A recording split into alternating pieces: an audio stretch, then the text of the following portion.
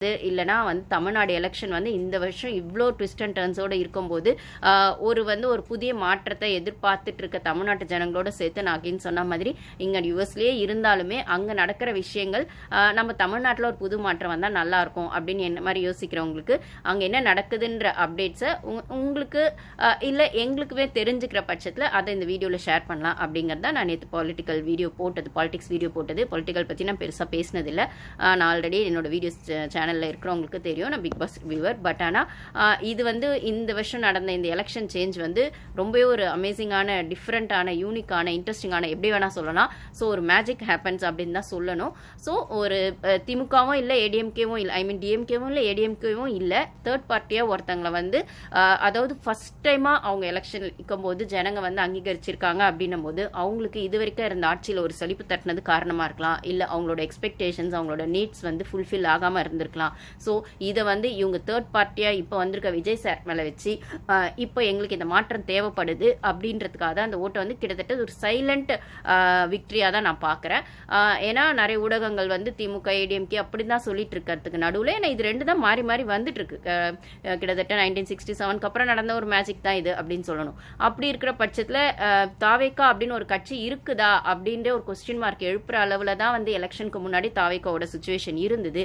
அதாவது விஜய் சார் வந்து நான் எப்படி இருந்தாலும் வந்து மக்கள் பணி செய்யறதுக்காக வருவேன் அப்படிங்கிறத அவர் நிரூபிச்சிருக்காரு. ஆனால் அவர் ஆட்சியில் உட்கார வைக்கணுமா வேணாமா அப்படிங்கிறத மற்ற கட்சிகள் தான் இப்போ டிசைட் பண்ணுற இடத்துல இருந்தாலுமே இதை வந்து எப்படி வந்து விஜய் சார் ஃபேஸ் பண்ண போகிறாரு, இல்லை தாவேக்கா இதை வந்து இந்த சேலஞ்சையும் வந்து எப்படி சொல்கிறது ஃபேஸ் பண்ணி அவங்க ஆட்சி அமைப்பாங்களா, அதை எப்போ அமைப்பாங்க அப்படிங்கிறதான விஷயங்கள் தான் நம்ம இந்த வீடியோவில் பேச போகிறோம். ஸோ அப்படி என்னதான் கவர்னர் சொன்னார் அப்படின்றதுக்கு முன்னாடி நம்ம சேனலுக்கு ஃபஸ்ட் டைம் வரவங்க சப்ஸ்கிரைப் பண்ணிக்கோங்க.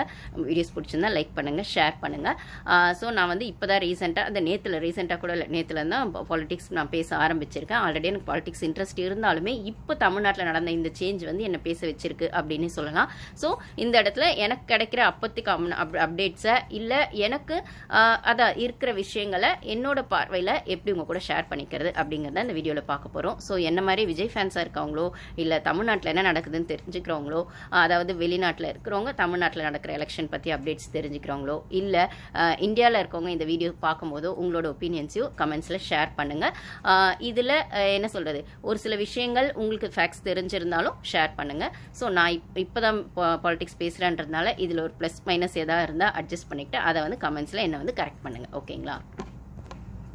சரி, அப்படி என்னதான்ப்பா வந்து விஜய் சார் வந்து ஆட்சி அமைக்கிறதுல சிக்கல் அப்படின்னு சொல்லும்போது அந்த மேஜிக் நம்பர் அதுதான் பிரச்சனை.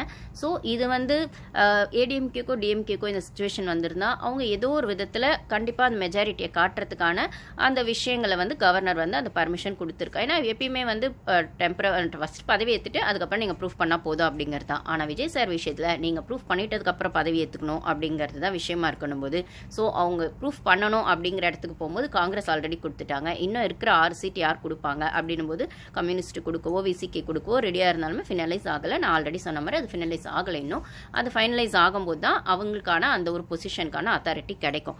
சரி, ஓகே. இதில் வந்து அர்லேக்கர் அப்படிங்கிறவர் தான் கவர்னர். அவர் வந்து கேரளாவை சேர்ந்தவர். ஸோ அவர் வந்து விஜய் சாரை நீங்கள் ஃபஸ்ட்டு ப்ரூஃப் பண்ணுங்கள் சொன்னது ஒரு முதல் ட்விஸ்ட்டு. அது மட்டும் இல்லாமல் இப்போ வந்து ஒருவேளை அவங்க கொடுத்த டைமுக்குள்ளே, அதாவது கவர்னர் கொடுத்த டைமுக்குள்ளே ப்ரூஃப் பண்ண முடியல அப்படின்னா இது பிரசிடென்ட்ஸ் ரூல். நான் ஆல்ரெடி என்னோட வீடியோஸ் பார்த்தவங்களுக்கு தெரியும். பிரசிடென்ட்ஸ் ரூல், பிரசிடென்ட்ஸ் ரூல் அப்படிங்கிறதுக்குள்ளே போயிடும். ஸோ தொங்கு சட்டமன்றம் அப்படின்னு சொல்லுவாங்க. ஸோ இந்த கட்சியும் இல்லாமல் அந்த கட்சியும் இல்லாமல் இது வந்து கவர்னரோட கண்ட்ரோலுக்கு போயிடும். அதாவது பிரசிடென்ட்ஸ் ரூல்ஸ்னு சொன்னாலுமே கவர்னரோட பார்வையில் தான் அது நடக்கும் அப்படின்னும் போது அகெயின் அது பிஜேபிக்குள்ளே தான் போயிடும் அப்படின்னு சொல்லும்போது இது ஃபஸ்ட்டு 6 months இது இருக்கும். ஸோ அந்த 6 monthsக்குள்ள ரீஎலெக்ஷன் வச்சு அதுக்கப்புறம் எது மெஜாரிட்டி அப்படின்னு ப்ரூஃப் பண்ணுற இடத்துல தான் இது வந்து ரொம்பவே காம்ப்ளிகேட்டாக இந்த விஷயங்கள் போகும். ஸோ சிங்கிள் லார்ஜஸ்ட் பார்ட்டியாக வந்து விஜய் சாரோட கட்சி வந்து மெஜாரிட்டி காட்டி இருந்தாலுமே தனிப்பெரும்பான்மைன்னு சொல்கிற அந்த மேஜிக் நம்பரை ரீச் பண்ண முடியாதனால அவங்களுக்கு எந்த காம்ப்ளிகேஷன்ஸ் வந்திருக்கு. சரி, ஓகே. இதை வந்து இவங்களுக்கு டைம் கொடுத்து ஒரு 2 weeks கொடுத்து அதுக்குள்ளே ப்ரூஃப் பண்ணால் ஓகே, ஃபஸ்ட்டு நீங்கள் பதவி ஏற்றுட்டு அப்புறம் ப்ரூஃப் பண்ணுங்கன்னா இது ரொம்ப நார்மலைஸ் ஆகிருக்கும். இதே ஏடிஎம்கேவோ நான் சொன்ன மாதிரி ஏடிஎம்கேவோ டிஎம்கேவோ இருந்தால் இது ரொம்ப இந்த அளவு காம்ப்ளிகேட் ஆகிருக்க வாய்ப்புக்கு ரொம்ப கம்மி. ஓகே அப்படிங்கிற மாதிரி ஏதோ ஒன்று அவங்க கூட்டணி சேர்த்துருப்பாங்க, பண்ணியிருப்பாங்க. ஆனால் இப்போ விஜய் சார் கூட கூட்டணி சேர்றதுக்கு யாருமே ரெடியா இல்லையா அப்படிங்கிறது ஒரு விஷயமா இருந்தாலுமே இவர் எதிர்த்து நிற்கிறது வந்து என்ன சொல்றது, காலங்காலமாக தமிழ்நாட்டில் டிஎம்கே ஏடிஎம்கே அப்படின்னும் போது அப்புறம் மைனாரிட்டி கட்சிகள் எல்லாருமே சேரும்போது ஸோ இவங்க எல்லாருமே தகர்த்துட்டு தனி பெரும்பான்மையாக வந்து விஜய் சார் வந்து சிங்கிள் லார்ஜஸ்ட் பார்ட்டியாக இருந்தாலுமே அவருக்கான அந்த ஒரு 10 சீட் இடிக்கிறது அப்படிங்கிறது தான் இந்த விஷயத்தில் நடக்கக்கூடிய ஒரு ட்விஸ்ட் காம்ப்ளிகேஷனாக இருக்குன்னா, இதில் காங்கிரஸ் ரொம்ப ஸ்ட்ராங்காக 5 சீட் வந்து ஆல்ரெடி காங்கிரஸ் வின் பண்ணியிருக்காங்க, 5 சீட் கொடுக்குறாங்கன்னு சொன்னாலுமே இப்போ இந்த லீகலாக வரக்கூடிய இந்த விஷயங்களை இதில் டெசிஷன் எடுக்கிறது கவர்னர் தான் எடுக்கிறார். அவர் வந்து ஓகே சொல்லிட்டா இவங்க ஆட்சி அமைச்சிட்டு அதை ப்ரூஃப் பண்ணலாம். ஆனால் அவர் ஓகே சொல்லாததுனால இப்போ என்ன பண்ணுறது அப்படிங்கிற போது இருக்கும்போது ஸோ இந்த மாதிரி ஆல்ரெடி ஒரு இஷ்யூ வந்து கர்நாடகா சைடில் எஸ்ஆர் பொம்மை அப்படிங்கிற அந்த கேஸ் பற்றி உங்களுக்கு தெரிஞ்சிருக்கும். ஸோ அவரோட விஷயங்கள் தான் இப்போ ரிலேட்டடாக வந்து டிவிகே அதாவது விஜய் சாரோட கட்சிக்குமே ரிலேட் ஆகக்கூடிய விஷயங்களாக இப்போ வந்து சுப்ரீம் கோர்ட்டில் எடுத்து வைக்க போகிறாங்க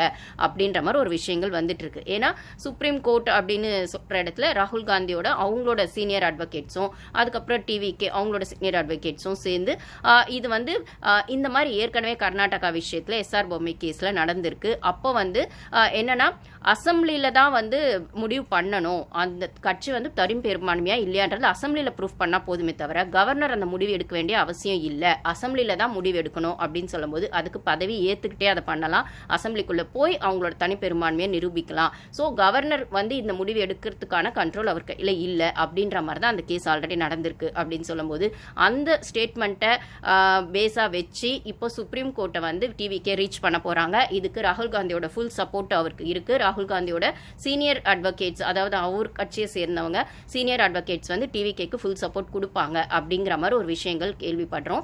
ஸோ இது இப்படி கேஸ் கோர்ட்டு அப்படின்னு போற அளவுக்கு ரொம்ப காம்ப்ளிகேட்டா, இதை வந்து கவர்னராலே சரி பண்ண முடியாதா அப்படின்னு சொல்லும்போது அவர் வந்து யார் கண்ட்ரோலில் இருக்காரு அப்படிங்கிறது நம்மளுக்கு எல்லாருமே தெரியும். ஸோ அந்த கட்சியோட இன்ஃப்ளூயன்ஸ் உள்ள வரதுக்கான ஆல்ரெடி என்னோட வீடியோஸ்ல சொல்லியிருப்பேன், பிஜேபி அவங்களோட இன்ஃப்ளூயன்ஸ் உள்ள வரதுக்கான விஷயங்களா, பிஜேபி என்னதான் தமிழ்நாட்டில் ஒரு சீட்டு தான் வின் பண்ணியிருந்தாலுமே அங்க பார்லிமெண்ட்ல ரூலிங் பார்ட்டியா பிஜேபி தான் இருக்காங்க, பிஜேபி அகைன்ஸ்டா காங்கிரஸ் இருக்காங்க அப்படின்னு சொல்லும்போது அந்த காங்கிரஸ் கூட ஒரு கூட்டணி வைக்கிறாரு அப்படின்னும் போது அது எங்க அடிச்சா எங்க வலிக்கும் அப்படின்றதுக்குள்ள தான் வருது அப்படின்னும் போது ஸோ இப்போ வந்து பிஜேபி கூட கூட்டணியில் இருக்க சரி பிஜேபி கூட கூட்டணியில் இருக்க ஏடிஎம்கே என்னப்பா பண்ணிட்டு இருக்காங்கன்னா அவங்க எப்பயும் போல மிக்சர் சாப்பிட்டுட்டு இருக்காங்க அப்படிங்கிற மாதிரி தான் பேச்சுகள் அடிப்படுது.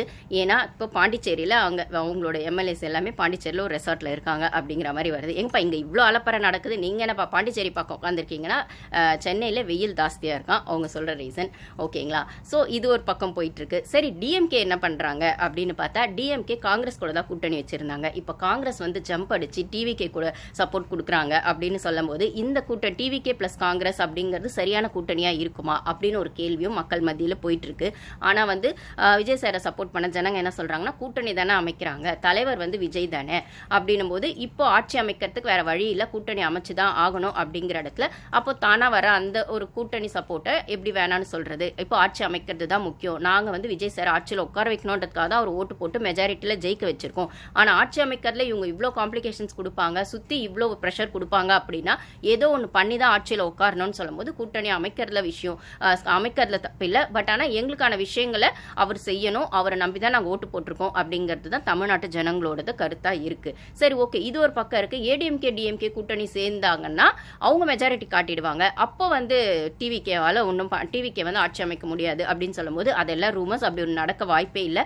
அப்படி பாசிபிலிட்டிஸ் இருக்கு, பிராக்டிகல் பாசிபிலிட்டிஸ் இருந்தாலுமே இதை வந்து லாஜிக்கா யோசிக்கும் போது அப்போ இவ்வளவு நாள் தமிழ்நாட்டு ஜனங்க என்ன முட்டாளா, நீங்க இன்னைக்கு ஒன்று சேர்றீங்கன்னா இவ்வளவு நாள நீங்க காலங்காலம்